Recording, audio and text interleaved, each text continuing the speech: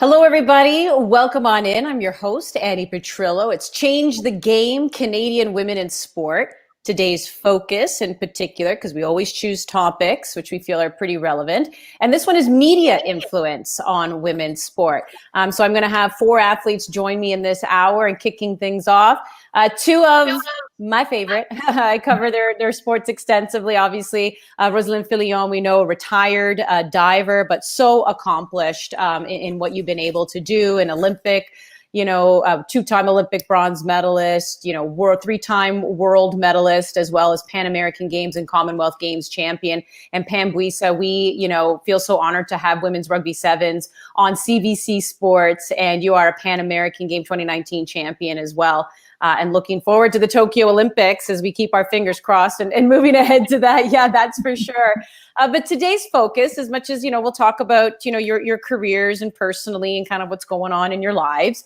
We want to talk about media and the coverage of women's sports, in particular. And I want to know how perhaps the lack of women's sports coverage in media has affected your career. And Rosie, I'll begin with you as you look back on it now. Do you feel like there wasn't enough? Where could it have changed? And just how did it affect maybe what people knew about you and what you were doing on the global stage? It's so hard to say because I feel like amateur sports or Olympic sports were not covered enough at basically even men and women. But with time, we got a lot more coverage with the years. But I feel like it's about a story. It's not necessarily about a performance, but it didn't affect that much my career personally because all I wanted to do was dive and win medals and go to the Olympics. And what happened outside of that goal for me didn't really matter. But I feel now looking back, being retired and wanting to see more, hear more stories, see more young girls, women, because I feel in my career, I've got so many young girls reaching out and asking questions, and it didn't really change it because we don't see it more on TV now. That's how I started. I saw Andi Petrillo win her medal at the Olympics, and it's like that we're going to influence and be able to introduce young girls into sports and show them that they can accomplish everything they want. Mm-hmm. You're right. The high performance sport, they usually hit the airwaves once every 4 years as you're getting ready for an Olympic cycle. And then you start to look at diving way more. But Pam, obviously a bit of a different story. Before we even came on here, I had said that, for the last couple of years now, CBC Sports has been showing rugby sevens, both the men and women competing. And I'm curious, like how, the reaction from the team in knowing that those events are being shown, and where else would you like to see media coverage go with rugby sevens, especially now that it is an Olympic sport as well? Yeah, I definitely think it being a team sport's a very interesting dynamic. I think with like individual sports, you can get a better understanding of like the story and who they are and kind of like that. With a team sport, it's kind of hard to kind of look at the team holistically and not pick a few and like focus on that. So I think in terms of where I want to see our representation, the same places where we see male representation. I think that oftentimes it's very much, there's an emphasis when you look at, TV, when you look at the athletes, especially when it comes to contact sports and which bodies do contact sports. I think there's a very big, there's a lot of opportunity to showcase that, yes, women do hit people as well. Contact sport is a part of our game as well. And I think that a lot of the times we don't have the opportunity to feature that to the same extent.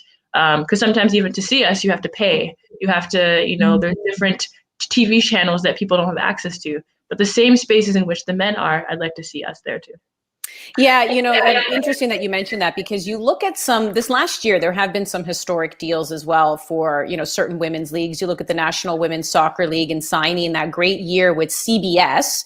So yes, championship games will be on the main network. A lot of stuff though, Pam, to your point, will be on streaming, but still it's seen, as a big step. The National Women's Hockey League signed a deal with NBC that their semifinal and their final of their bubble games going on right now will be on NBC. So that's a pretty big deal. And I guess, Pam, I'll just come back to you because, again, as a team sport and as a sport that sees a series as well, right, where there is an end goal and there is like a table and a standings and everything.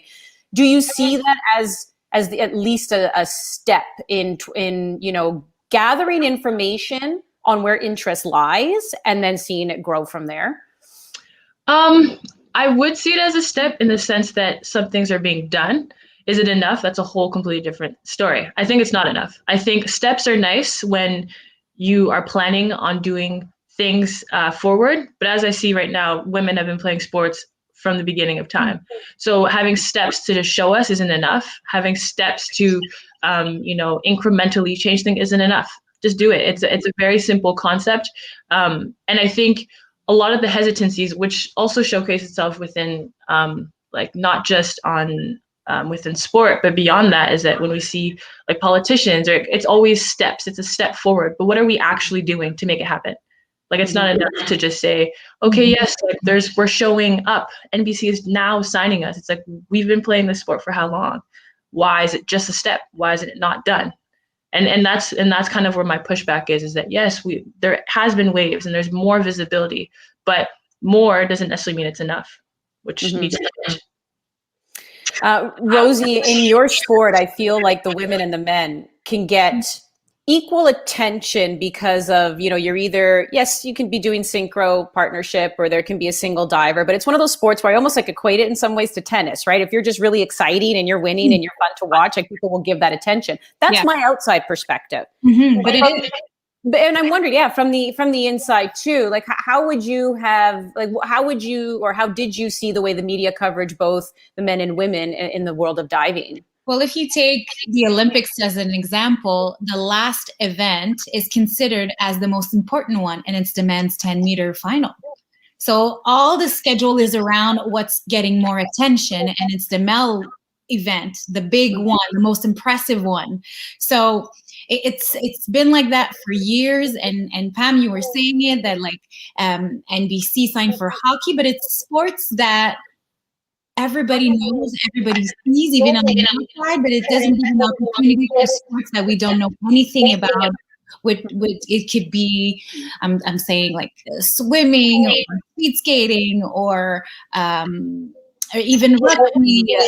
It could be anything, archery. We don't see all of these sports enough, and most of them are attracted to, I don't know, maybe like in diving, the men's are probably more impressive. They do harder dives, for example, in my sports, but on the women's side as well, because the scoring is always so tight. You never know who's going to win, and it's impressive as well. I don't understand why it has to be focused on what's more impressive or choose the good men's at the end.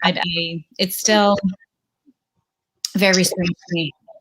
Well, I get what you're saying because, even when you take it to track and field, both the men and women race the 100. Yeah. But it's always seen like this. Yeah. This is the marquee race. And it's always, that they're alluding to the men's 100, not necessarily the women's 100. So is that part of the struggle when dealing with media coverage and it's not like I'm trying to put so much power in the media's hand, but time and time again, it is proven that what the media pays attention to, they are the deliverer of the message, that's what people will believe is important. So if I tell you the men's 100 meter is a big deal over the women's, you're just naturally going to believe that. And I always use the example of the World Juniors. I just do.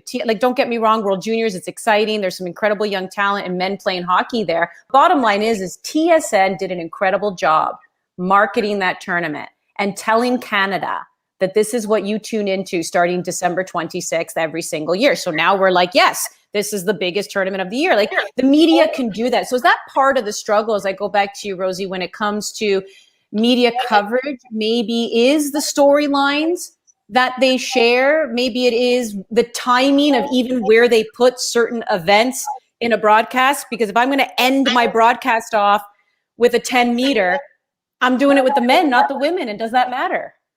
I don't think it matters anymore. It might maybe used to before because it was maybe that much more impressive. I don't know, but I feel like nowadays it won't be important if the women's event is on a Friday afternoon. People are going to be there because the media has a role to promote men and women. So if your story is well presented and you're able to get your crowd's attention by telling a story, showcasing the results of the female athlete that's going to be performing, it doesn't matter if the event is at the beginning or at the end of the event.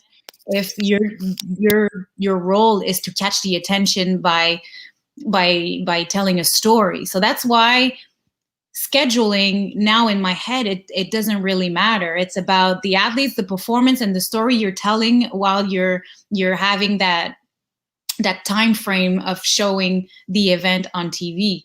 So and it's a struggle also because you want to have airtime, but most often it's only for like once in 4 years.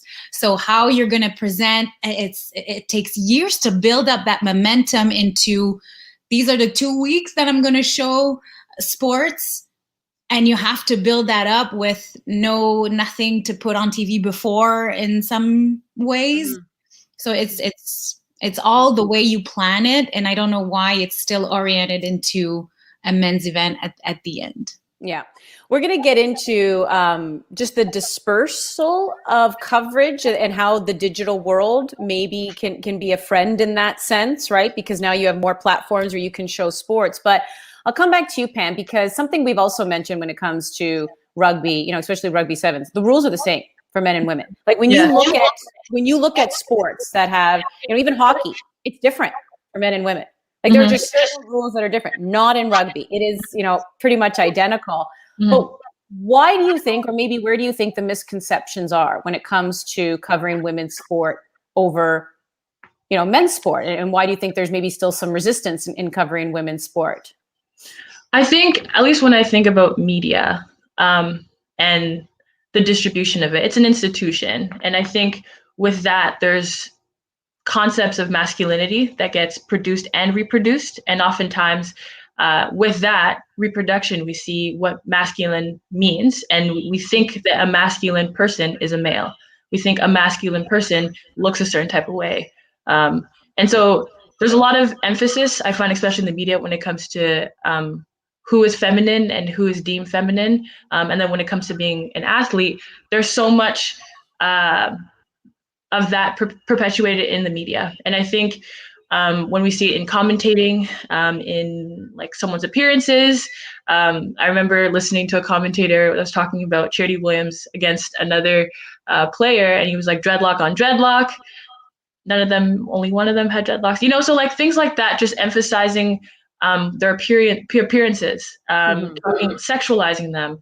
And I think with contact sport especially, I find that when we talk about danger, risk, and even like violence in a sense, there's a lot more, exposure to male sports as opposed to women. And I think that I also play rugby 15s. And as right now, this year is the World Cup for the women's rugby 15s team. And we are yet to see where that will be shot. Like, we don't even know if it's going to be covered. Right now, we're talking with, Rugby Canada and all these other organizations as to how we can promote the story. Because currently, right now, we're saying that, women sports doesn't sell, right?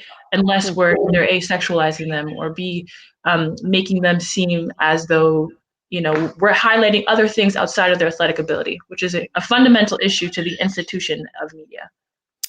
It's dead on with that. And yes, Marissa, I see you. Soccer is identical as well. Very true. And I've had this conversation before when it comes to masculine and feminine. I said, those are make-believe traits. Like, those are things that we as a species have created, because I can be, a female, but I can tell you right now, I'm very masculine. Like, when you look at what defines the traits, right? Like, it's so true. And you're right. You try to take, and especially women, I find more than anything, you kind of put them in this little bubble, and you do talk more. So at least I've noticed this when it comes to rugby, right? We have no problem like mentioning a guy. 6'2", 230 pounds. This is his speed, whatever, right? But when it comes to a woman, it's like, this is where she went to school. This is where and I'm like, no, tell me she's 5'9". Tell me she's 165. Tell me she's going to knock you on your ass in like I want to, you kind of have to have that same type of conversation, right? And I wonder, Rosie, like, are those also some of the difficult things where, you know, you just feel like the man will be talked about, you know, as far as his strength and his power and agility, and women, sometimes it just feels like there's I don't know if it's just a fear, or maybe to Pam's point, there's this subconscious bias that maybe you just don't see women in that way because that's not a feminine thing. Yeah, well, sometimes, usually women would hide their weight first at the beginning because being scared of being judged. I would do that. I would not tell anybody how much I weigh because I didn't want anybody to tell me, well, that's not the weight for a diver, or, you know, go with those comments. But I think it's getting better and better because we don't pay that much attention to guys' physique in a sense, and we value more the women's side doing really hard dives now and being like, this woman's powerful, she can do exactly what the guys are doing on either the springboard, on the platform. So I think that conversation is being changed, and the women's performances are being more valued in the sense that they can do the hard stuff too, and it's impressive, and it's probably more impressive now because they're able to do it. And for so many years they thought the women's event was, oh, it's just easier dives. So, you know, and if I bring you back to like 12 years ago, Emily Haymans on the 10 meter she was the only woman doing a men's dive on the 10 meter. So that was when it started the women would gain more respect in the sense of strength in the diving world. Mm-hmm. Well, so for the longest time, aerials wasn't part of the Olympic program for women because there was a belief that if they landed from that kind of height, their uterus would fall out. So I feel like ridiculous. I don't even know what to say to that because I'm like, that's not how the body works. But anyways, the reason why I bring that up is because, you know, Pam, how important is it maybe to have more women, you know, on the broadcast? We talk about this, right? Women, diversity, people of color, because maybe a woman being on a panel can turn around and say, that is the dumbest thing I have ever heard in my life. Like, our uterus is not going to fall out if we jump from a high, and like, do you know what I mean? Like, so how important do you think it is to add that diversity without it being tokenism, right? Mm-hmm. Because that also bothers the crap out of me, because I find if you're trying to, tokenism also means sometimes that the wrong person's getting the job. Yeah. It doesn't mean they're the right person for the job. So you want to make sure you're also getting the right person, you know, for the job. So especially on the side of women, where do you see, you know, media doing that? Is that former players? Is it trying to get more people like involved that way who really truly understand the game too, and kind of see them move more into analyst roles? Like how do you see the media also progressing in that sense with women being a part of their coverage? Yeah, I think with that, it's also looking at how we can not just change the position and have different people filling the gap, but looking at a structural change. Does having a woman of color change the system? And does that mean that we are now anti-racist? Does having more women there mean that there is less sexism? I don't know.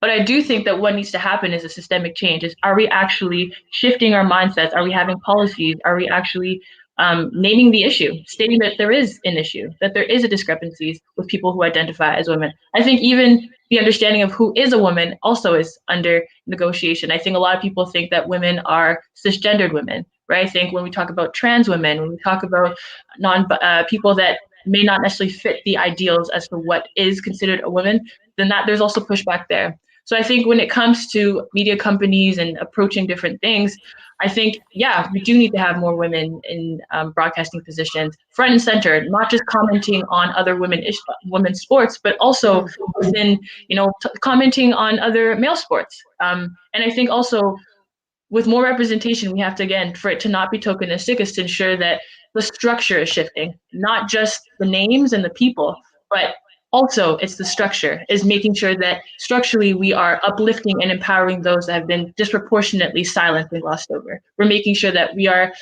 considering them, not in just the formation of the ideas, but in the execution of all of it as well. So I think with that, in the representation, what we're getting the message out, it shouldn't just be like, there should be more empowerment ads that should be coming out, but also real and tangible things that has to come out, addressing things like systemic work things, and providing more opportunities for more women to be in those spaces, and making sure when they're there that they're supported. So if allegations come out, or if anything, that they have, resources to do well and to succeed and to be able to progress throughout the organization and company. And we see it now, like in football, there's going to be referees, coaches at the Super Bowl, and in the NFL in general. So we see that coming. But what I'm asking myself is that the day we're not going to make that change a big deal, it's going to be a success. It's when you have to acknowledge the fact that, okay, I'm putting a woman there, and it's going to be the first time in history, but when it's getting normal and it should happen, you're not going to make a big deal out of it anymore. So that's the point where I want to go. And this weekend we saw it, you and Perdita for the first time co-hosting a show all together. It's huge. We've never seen that before. But the day it's going to be normal and nobody's going to say anything about it, it's going to be we're going to arrive, we're going to get there, so that's important too. Like, we see the change, but the time when we're not going to pay that much attention to it, or we're not going to try to put forward because we're making an effort, it's going to just be natural. It's going to be a success. Yeah. Oh yeah. We definitely all want to reach that point where it's like two women hosting a national sports show. So what? Yeah, right? Like, exactly. That's, the normalcy of it for sure. Yeah. But what about also the storytelling too? And it kind of leads into, I guess, having, diversity, as, Marissa writing it as well, diversity, different perspectives and stuff, like the storytelling, because I find sometimes it's still a crutch. I'll point the finger at myself too, because I make a conscious effort to change this, because it's a world that I was brought up into. So sometimes I don't even realize that I'm doing it. But again, when we talk about women and athletes and coming back, in particular, if they've just had a baby, right? Again, the storytelling is very different. I still think it's amazing. Obviously, the women's body is what bears the brunt, obviously, of the pregnancy, and to come back from that kind of change is still incredible. But it almost seems to be the story as well. Like, oh, she just had a baby, or she has 3 babies, and, she doesn't sleep, or she's got to take care. And then if a male athlete just had a kid, nobody talks about that, right? So there's still that kind of storytelling going on. And I guess, Pam, I'll come to you. And, is that just an old, tired narrative when it comes to a woman is still seen oftentimes as well as a mom, right? Where a man will always be the athlete, very rare. Usually when he's retired, he'll be known as the dad.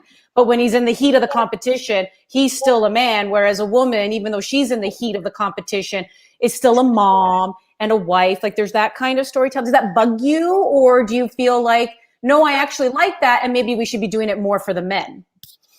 Yeah, I personally think there's strength in that. I think that, showcasing the athlete beyond just their abilities, there's a lot of strength to that. So yeah, highlight the fact that that person's a mother. But I would say the pushback then on the other side would be, yeah, also highlight that men have feelings, have children, have, maybe involved in volunteering. Why can't those aspects be highlighted? And I think that also is a testament of, again, when we think about concept of masculinity, oftentimes it's, you don't show emotion. You don't show these aspects that may be quote unquote feminine. And when we start to kind of push back on these binaries, you start to push back on these concepts and ideas that tell us that a man is this way and a woman is this way, then we can kind of move forward and break those barriers down. So I think that if anything, the story should evolve, and that not to see that there's weakness in showcasing that a woman can have children and is powerful in that. There's a lot of strength in that. I think on the other side, the emphasis should also be on their athletic ability. I want to know how many, if it's boxing punches and knockouts they've done, how many, I want to know that aspect. That should be emphasized. I want to know more about the athletic abilities as well. Oftentimes it's not provided and extended to a lot of women in those spaces. And I think that for the men's side, it needs to be, yes, alongside their athletic abilities, they're also really passionate about X, Y, and Z. And that should be also uplifted and applauded for. Mm-hmm. Yeah, and you're so right, because I see it even on the men's side as well. Sometimes if you want to talk about them having a kid, or you want to talk about a tough moment that they've gone through, it's almost like it quickly gets dismissed. Mm-hmm. You don't talk about that when it comes to men. And I feel like that's very unfair, to a lot of men. And we just had, as we know, like Bell Let's Talk Day. And I can't tell you the amount of men, former and current athletes, Mm-hmm. who struggle a lot. And I wonder how much of that is because of the perception that's created, around them. But, on the flip side, obviously with women, to Pam's point, Rosie, you like telling those stories, but now it's like, you got to find that balance. Make sure you also appreciate and represent the athlete that they are too. Exactly, because the story is important, because what I feel I wanted to showcase is that I'm relatable. Like, young girls can see that I come from a regular house, homing and brothers and cousins, and I'm just doing it because I'm passionate and I trained hard. The story of the personality makes the viewers at home being like, oh, I feel like her personality resembles to mine, and she accomplished that, so I can do that too. So I feel that storyline is important, but to showcase the results, the accomplishment is essential to follow up on that, on what we can showcase and inspire a younger generation to start up in sports, in any sports, or just in their regular lives, because we're talking about a lot of sports and accomplishments, but what athletes do, you can do it your work, you can do it whatever the goals you want to achieve. So the storyline is important, but to put the emphasis on the results and whatever you went through, and to grow up and be a better athlete is important to reach those little girls and want to stay in sport, because that's a struggle too. Yeah. I'm going to throw, before I let you guys go here, my goodness, I feel like 30 minutes is just flying by between the three of us. I wonder, and I don't know if this is necessarily something the media can be a part of, or whether it's even just a message to send out to the general public. So this was a couple years ago. And again, when it comes to, male athletes, I'll use one in particular. So, you had David Beckham. I'm going to go soccer players here, but like, I know David Beckham and Cristiano Ronaldo in particular, like they did, underwear ads, and nobody really kind of batted an eye. Well, we did, but I mean, if anything, it was always like, look at them and you appreciate the work they put into their bodies, and obviously this athletic body. And now here it is promoting underwear. And then a couple of years ago, Serena Williams did something similar. And it was like, oh no, like you don't do that, right? And suddenly she's kind of sexualized and demeaned in a way that the male athletes who were doing it were not. So I don't even know if that's like, again, you look at certain sports, and again, like I look at gymnastics, and the men, there will be, in awe over their bodies, but a woman, oftentimes in her thing, it's like, completely sexualized. I don't know how you change that. I don't know. Maybe I'll begin with you, Pam, because I want both of you to say, like, what becomes the message to the general public who still will do that to also women? Like, there will, a lot of times they will sexualize a woman where, for her body, the way she looks, choices she makes, but for the male athlete, it's celebrated. Look at that six pack. Look at the work that he puts into it, right? This is what a real athlete looks like. And, he's celebrated, whereas the woman is put down because how dare she? I don't know how we change that mentality in the court of public opinion.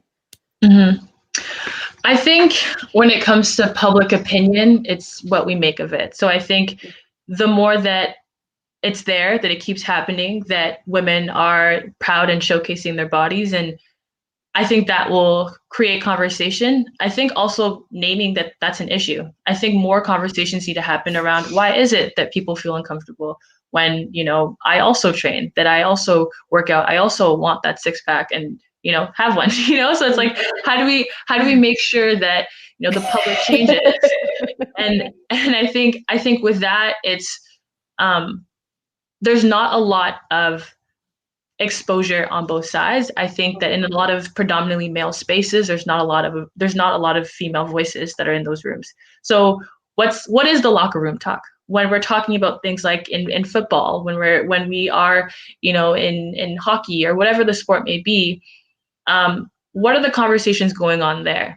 And I think there's a lot of opportunity and potential for brands, organizations, and sponsors and stuff like that to showcase this, to equally invest to the same extent that they will go to showcase and broadcast men's sports, to do the same thing within women's sport and just see the potential that it can have. Not just potential, but the opportunity for it to be there. And I think that with oftentimes when you look at these sports, I'll just use football, for example, we oftentimes don't see a woman commentator or describing the sport or being a part of the conversation. Is that when there's literally no visibility, when there's no conversations being had, and we don't see the representation in the room, you don't hear it, you don't see them, therefore you don't believe it, right? So if there's more opportunities for in predominantly male spaces to have, a female perspective or just have different perspective in general, I think there's a lot of opportunity for that to change things. Mm-hmm. Well said, Rosie. I totally agree with you, Pam. It's hard to add on, but still, for me, I don't understand why it's a big issue, in the sense that if a guy poses with his underwear, there's no problem if a woman wants to do it. Like, in my head, it doesn't make sense. It's the same thing. I don't understand why it creates that whole conversation about body image, about what you're representing, about the image you want to project. It shouldn't be an image you want as a woman.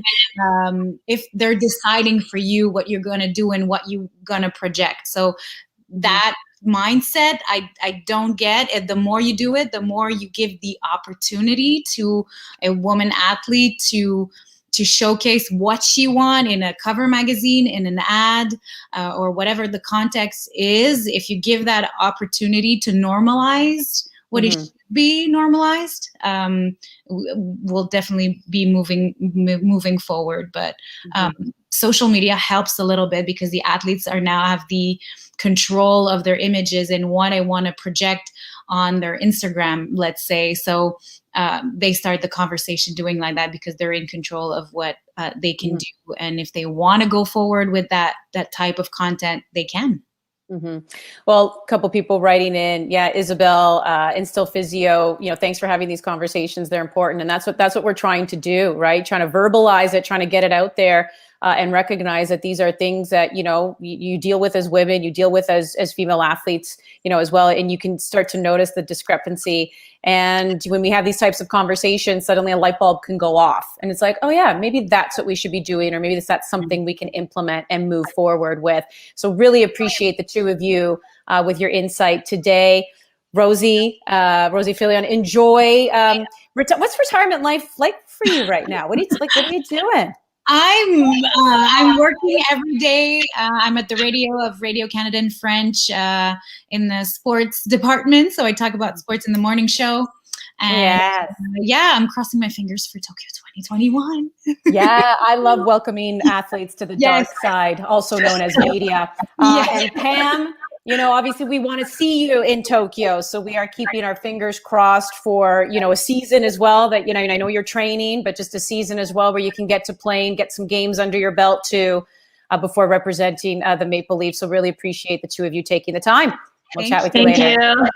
So Rosie Filion there, two-time Olympic bronze medalist, Pam Buisa, 2019 Pan Am champion with Team Canada. So some exceptional athletes there representing the Maple Leaf. Rosie, obviously now a retired diver.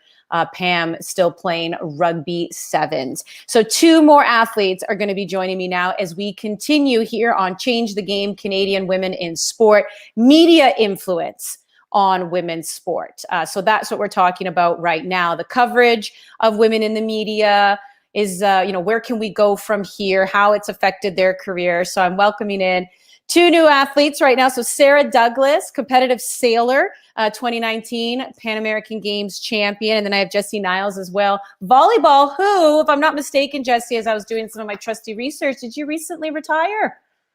I did, yes. At the end of August, the end of my career, it was unfortunately pretty anticlimactic due to COVID, but I think that's a sentiment shared by a lot of athletes.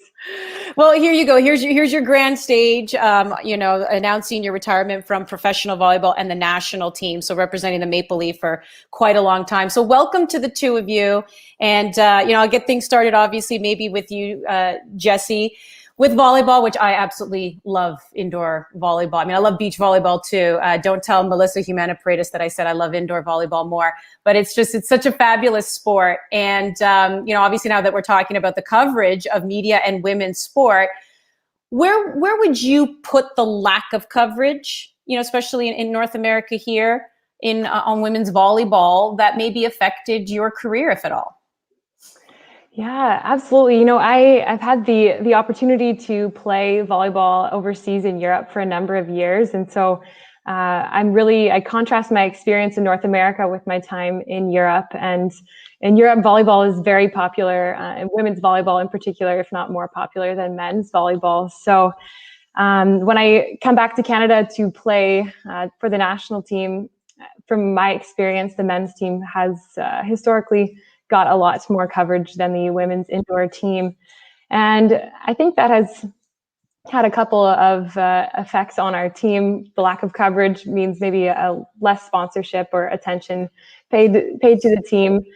But additionally, if we think in the long run, and in becoming an Olympic level team is really the efforts of many years. And so I remember when I was growing up, if I'm a young athlete not seeing kind of what I could be into the future, we might be actually losing younger athletes to other sports or different activities if they cannot see themselves in some of the women who are higher up in higher levels of the sport. So I think it can have both immediate short-term impacts, but also these long-term impacts on the success of the program.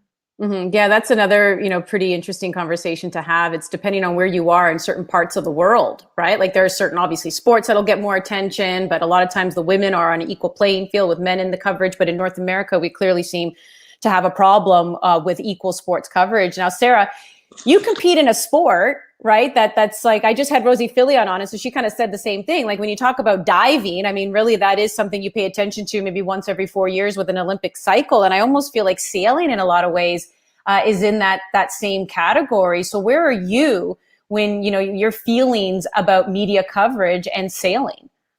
Well, sailing's challenging in that it's a niche sport, and we're on the water. It's hard to even have spectators. It's hard to, even if you want to have coverage, to set that up because you have to have some sort of drone, video camera, the videographer is going to be out on the water. And so first we have those challenges of setting it up to be broadcasted, but then because it's niche, you need commentators to explain how the sport works, and it's not always easy. So sailing often will be kind of overlooked and not necessarily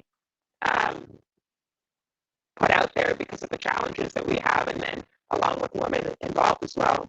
Mm-hmm. So I think, Sarah, we're going to try and get you to fix your mic. Oh, the joys of doing everything from home. I wish I could have an audio person come straight to you, but we're gonna try and figure that out.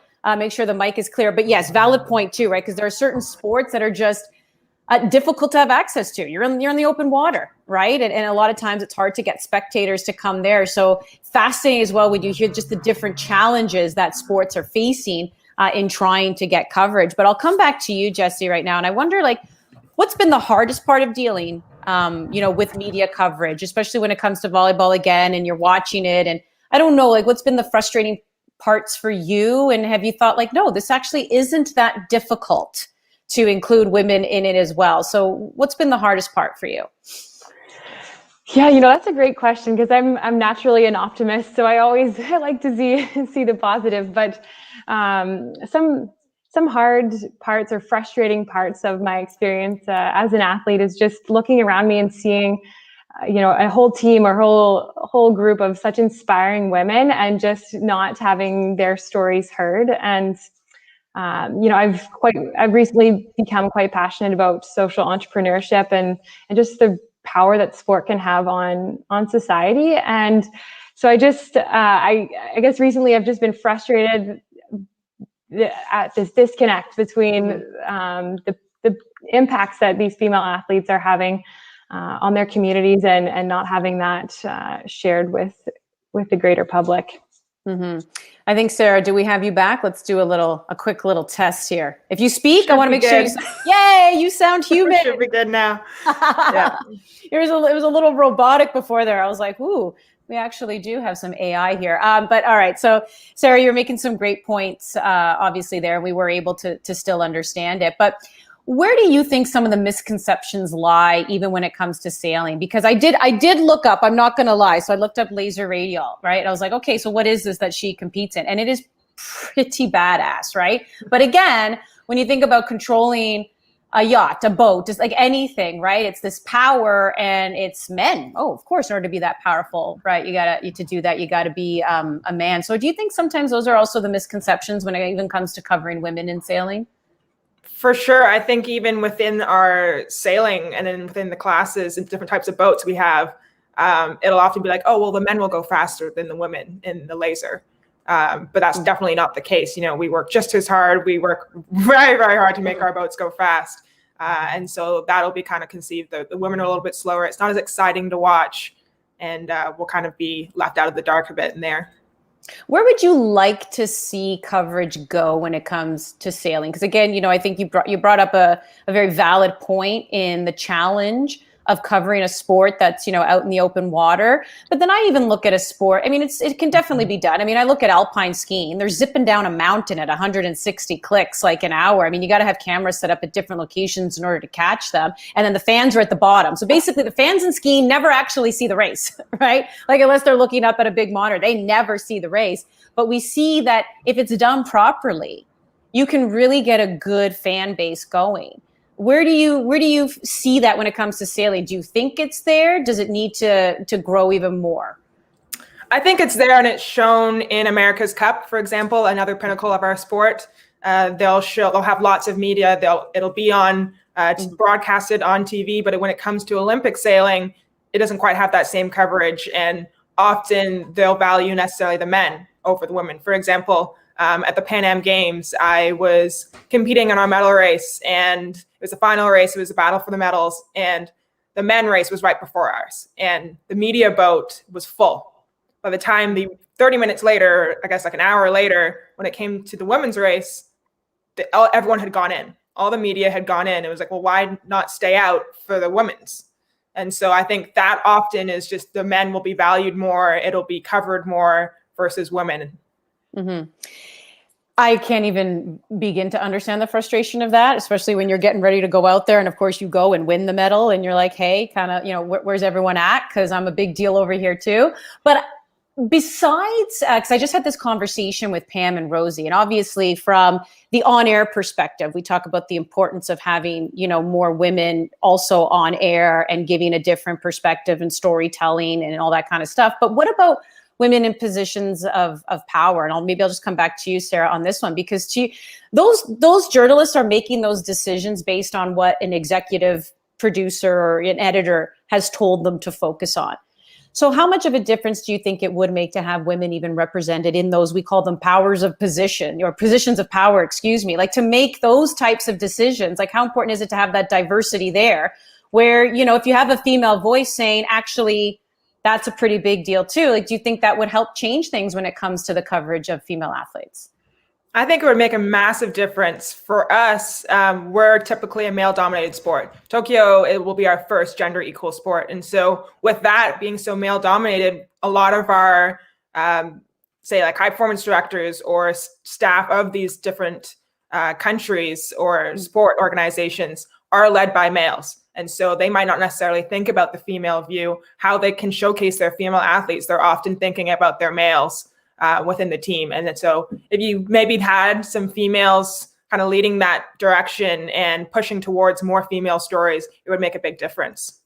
Yeah, Jessie, where are you on that as well? Because, you know, I find like the people with the decision makers, bottom lines, like they're the ones who will often say what sport should be shown on TV. And I'm definitely not saying, I mean, I work with some incredible, you know, men who are very aware of equal coverage, but bottom line is sometimes it's overlooked not purposely so, in often cases, but because they're men. It's just obviously easier to just show men. And if they have a different voice in there in particular, a woman's voice, do you think that helps in changing that? Yeah, I absolutely do think that having a women's voice in positions of power will make a big difference. I can understand from the media's position or organizations the need to be making money or be sustainable as an organization, but I also I would challenge organizations to really lead by example and look at it kind of beyond maybe the bottom line, but how can we impact change by leading by example, and part of that is going to be coming from female leadership at the top. So I think there's so many examples coming up from recently of women in those positions. So it's really exciting to me, and I think it's momentum in the right direction. So I'll come back to you, Jessie, because I feel like a stat that I'm going to give right now, it offers hope, but it still contributes to frustration. So this past summer, the National Women's Soccer League, they were the first North American league to return to North America. Like, they were the first before even Major League Soccer came back, before NBA, NHL, you name it. It was the National Women's Soccer League who was the first to start their season back off.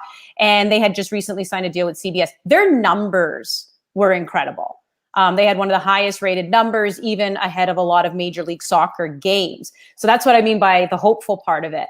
But I guess the frustration part of it is we're still having these conversations about not getting enough coverage. So, because and tell me if you've heard this before, right? Women's sports, they're not on TV because nobody watches them.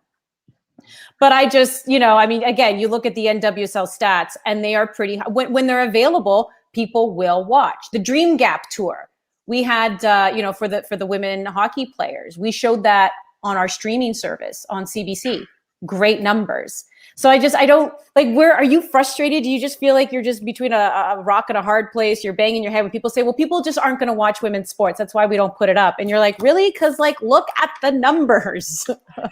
I totally hear you on that, because I do not believe that line of, oh, people will not watch, because you're discounting, half the population. You've got, millions of women who would love, women and men for that matter. I mean, each men's sports, women's sports, each have unique and exciting aspects to it. And, there's so many opportunities. If we had more coverage, speaking to my sport, volleyball, more coverage in North America, we actually just this year, there's the first North American professional league for women starting up on a small scale, which is super exciting. But for most volleyball athletes, we have to go to Europe or overseas to continue our careers. But if we could play at home or closer to home in North America, I think we're going to retain a lot more athletes for a longer time, and then also start to generate a larger fan viewing at home as well. Mm-hmm. Yeah, no, for sure. And now here's another thing. And I just mentioned streaming services. So we're seeing that with a lot of sports, right? And bottom line is you still want to get on the main network, and I see that. But we're seeing the way media is going, where you have your main network, but you do have different streaming services. So whether you're on CBC Sports Road to the Big Games on Saturday, Sunday, but CBC Sports also has a lot of stuff being streamed. And then same thing, for a lot of other women's sports out there. There's Twitch. That's my dog, who obviously has her piece to say on women's sports and coverage. But I guess, Sarah, where I'm going with this is, how much do you think that also helps? The fact that now we're seeing a dispersal in the way sports can be covered, whether it's on the main networks or whether it's through digital now. If you're a diehard fan, you can still watch, and how important it is to also have women on those platforms.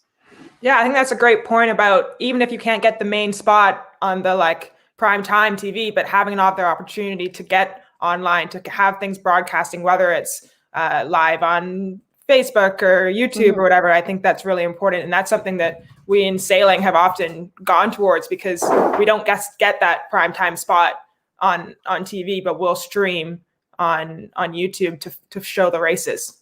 Mm-hmm.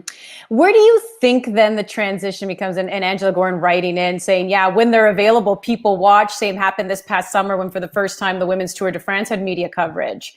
So it's true. People will end up watching. So do you think then that's the responsibility of the media to say, look at these numbers, right? Like the people are speaking and they have spoken and we need to do this. Do you think some of that also sits on the shoulders of corporate sponsors who are like, I will invest this type of money if I see it on this type of programming platform? Where do you think that responsibility lies, or is it shared equally between those two? I think it's shared between the two because it's important to have the numbers to back up and be like, look, these people are watching, they want to see it. They'll share on the whatever streaming service that they want to see more, that they're cheering on from wherever they are in the world. And a company should see that, be like, okay, great, let's try and have them like shown in other places or on the prime time and really push towards that.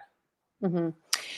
Is there some, and I feel like I'm going to use the word frustration a lot, because I feel like when we talk about doing that, like corporate sponsors investing money or, just a long-term plan, whenever you talk about women's sports, I'll come back to you, Jessie, it seems like they always discuss the risks around it. So with men, it's considered an investment. Let's invest in this. There might be some loss, but it's okay because we're building towards something.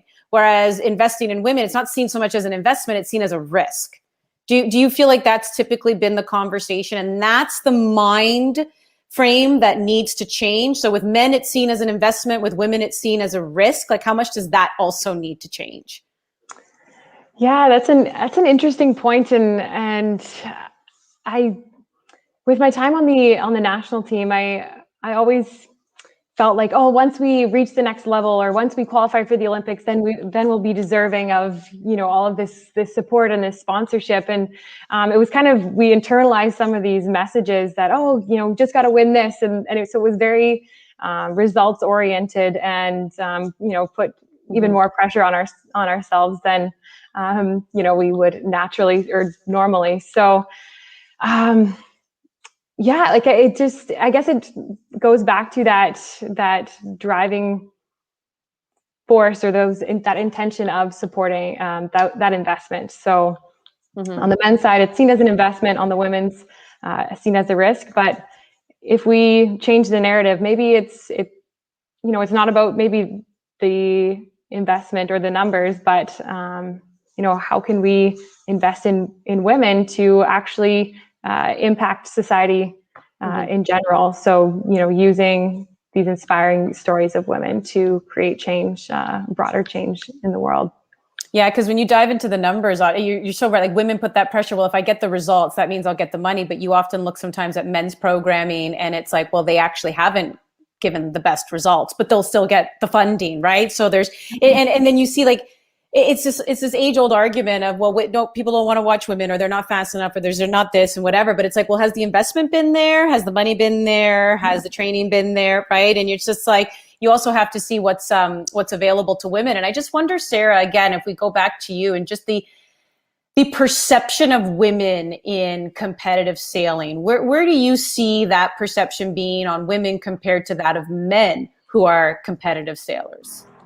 I mean, part of it that I think all women have is just like, what do their parents look like? What is their personality, and not necessarily viewed on their achievements. And that'll often be brought up. And with sailing, we have lots of different types of boats, and each boat you need a different body type, or weight is a really big part of sailing. And so with the men, they'll talk about it, but the women, being women, they might be more reserved on speaking on their height or their weight or the size that they are in that boat. And that's probably the big difference between the men and the women. Mm-hmm. I just brought that up before with Pam when it came to rugby, or just like in sports in general. You're right. It's almost like with women, it's a little bit more delicate and it's a little bit more personality and the delicate, take a hike. Obviously if you're telling more of a story of the woman, I still think that's great, but you're right. Don't talk about that though in replacement of the athletic achievement. I want to know your height. I want to know your weight. I want to know how badass you are. I want to know how strong you are, right? I want to know that when that boat, hits some wind, right, and hits some waves, that you are the person I want steering it, or else, I'm going to drown. I need to know that you have that strength to do that. And I want to be able to talk about you, in that capacity, because you're right. And I wonder sometimes if that's fear, Right. Like a lot of times, especially when I speak to, a lot of my male broadcasters, they feel like, well, if I talk about this with a woman, like am I going to be seen that, it's not right to talk about the weight, or it's not right. And I said, well, what is it that's holding you back? And it's because this perception of what a female is, right? The whole feminine versus masculine traits, which also we got into before. And I just wonder, like, how do we break those down? Is it, Sarah, as simple as giving the media permission to be like, no, say my height, say my weight, and you better talk about my accomplishments, and then you can talk about my favorite meal and my favorite color another time? Absolutely. With sailing, because we're so weight dependent, females will often, in the past, would be like, you know what, I'm not going to share my weight. Or someone would ask me, I'd be like, I'm 5 pounds less than what I actually am. But now what we've kind of come towards in this era is just being open about that weight. When you start with training with a new team, you're like, this is my weight, and everyone shares their weight in the team, and just kind of being more open with that, and having us being open with that more gives the ability for the media to be open. I remember once in a race, the commentator was like, oh yeah, she's quite tall, but never actually mentioned my weight or like what kind of size I was. Just said that I was tall and a larger athlete, but never quite felt comfortable to talk about the weight. Mm-hmm. Well, that's why I say it's almost like we as women need to give that permission, because we as women, Jessie, I'll point the finger at ourselves. Like sometimes we're the ones who have created, some narratives, right? Where it's like, you're right. Like, I'm not going to tell you my weight, or I'm afraid to speak on this when it comes to me. I've also interviewed a lot of figure skaters who were so ashamed of the fact that their bodies were very muscular. Because of course, in that sport, it's all about looking, like a little prima ballerina. And they were so there was embarrassment on their part. There was hiding on their part. So how much of it also depends on us embracing who we are, embracing who you are as an athlete, as a competitive athlete, as a ruthless athlete, right? Like how much of it is embracing that? And that can spill over as well to how the media then covers you. Yeah, I can definitely experience that. And it is a bit of a self-perpetuating cycle sometimes, but, athletes are incredible ambassadors. And so I do think with the platforms that we have right now on social media, as some of the previous panelists were chatting, that we do have more of the ability to control that conversation. And so it does take courage and some bravery to lead that charge. But I think as a collective community, we can do that, and using the platforms that we do have. But it does take that bravery for sure. Yeah, and I'll end off with you guys the way I ended off with Pam and Rosie as well, because I do find, again, with women athletes, and you correct me, if I'm wrong on this, because I know on certain sports it definitely is the case. And I'll start with you, Jessie. Like we still have an issue with sexualizing female athletes. Like we don't know how to talk about their strength and their athletic achievement without there being some sort of sexual connotation, whereas we seem to have no problem doing it with the men. Do you feel that as well? And, obviously that is something else we need to be cognizant of and change. Yeah, there's definitely some big challenges. I know playing in Europe, there's a lot of teams are sponsored by big companies. And so the athletes are walking billboards for these sponsors. And unfortunately, a lot of women athletes are hired because of how they look. And so that's something that I faced in my own sport big time. And, I know it's not limited to volleyball. So there's a ton of work to be done on that globally. Yeah, there was a recent story that came out a couple months ago when it came to the National Women's Soccer League, where there was one owner of a team who said that he wanted certain women to promote the team because they were good looking, and others who actually were the stars of the team were not good looking enough for him. So, he didn't want them to be on billboards and promoting the team, right? So that obviously is a real problem. And I wonder, Sarah, if those are also things that you've noticed when it comes to, the coverage of women, and, that's obviously something that needs to change. Yeah, it definitely comes up in women's sports. I don't know if necessarily in sailing because, we don't get covered as much, but just being a female athlete and looking at other athletes and how they're being featured or how they're being presented, their looks come into the picture. with it and how they're presented, and are they wearing makeup, or what is done with their hair? Does their hair look completely different to what they're competing? Is also a big part of their appearance, and that's kind of a big piece of it. Yeah, no, and it's such a valid point. You're right. Like any guy, it doesn't matter if he's the star on the team. Doesn't matter what he looks like. He's the face of the team. But when it comes to women's sports, still the face of the team may not necessarily be the best player, but it's the best looking, and that's something that still contributes to sexualizing female athletes, and that needs to change. Obviously, when it comes to the world of media and to what we discussed earlier, right? If you put more women in positions of power, they're not going for that. They're not going to go for that. That is for sure. Well, I appreciate the two of you joining me today. Sarah, Jessie, thanks so much for taking the time. Thank you to everyone who's tuned in. I've seen your comments throughout the show. Really appreciate the contribution and the kind words. This, of course, being a panel on media influence on women's sports. So it's a conversation we'll continue to have. And when we have athletes share their thoughts and opinions on it, oftentimes it really is helpful in motivating us and showing us what the next steps should be in covering sports. And also, you don't even have to be in the media. If you're a viewer, like we said, sometimes it's in the court of public opinion. If you can just change the way sometimes you think, maybe you don't even realize that you're approaching women in sport that way. You think, maybe it's equal coverage of them and men, and suddenly you realize, maybe I did sexualize where I didn't mean to. So we bring everything to the forefront, and that's why these types of conversations are so important. Thank you, everyone, for joining us, and we'll see you next time.